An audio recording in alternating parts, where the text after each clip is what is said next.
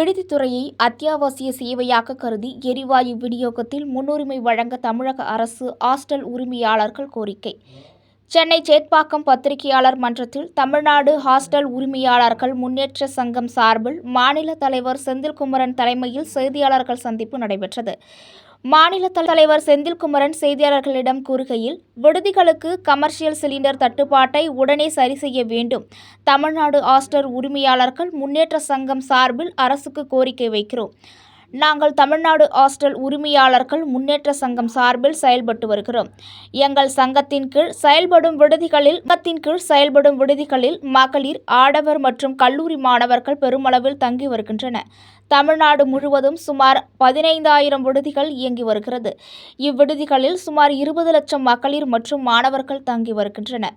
தற்போது ஏற்பட்டுள்ள சிலிண்டர் பற்றாக்குறை காரணமாக அவர்களுக்கு உணவு வழங்க முடியாத மிக கடினமான சூழ்நிலை உருவாகியுள்ளது. எனவே எங்கள் சங்கத்தின் சார்பில் விடுதிகளுக்கு அவசர அடிப்படையில் கமர்ஷியல் சிலிண்டர்கள் வழங்க நடவடிக்கை எடுக்க வேண்டும் என்று பணிவுடன் கேட்டுக்கொள்கிறோம். விடுதித்துறையை அத்தியாவசிய சேவையாக கருதி எரிவாயு விநியோகத்தில் முன்னுரிமை வழங்க வேண்டும். மாணவ மாணவிகளுக்கு தினமும் தோசை, இட்லி, சப்பாத்தி போன்ற உணவுகள் எங்களால் கொடுக்க முடியவில்லை. அவர்களும் பாவம் வேலைக்கோ கல்லூரிக்கோ சென்று களைப்பாக்க வருவார்கள்.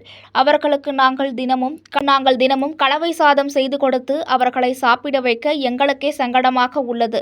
ஆகவே தமிழக அரசும் தொடர்புடைய துறைகளும் உடனடியாக தலையீடு செய்து அவசர நிலையை சரி செய்ய வேண்டுகிறோம் என்று அரசுக்கு கோரிக்கை விடுத்தனர். நடைபெற்ற இந்த செய்தியாளர்கள் சந்திப்பில் சங்கத்தின் நிர்வாகிகள் மற்றும் உறுப்பினர்கள் உடனிருந்தனர்.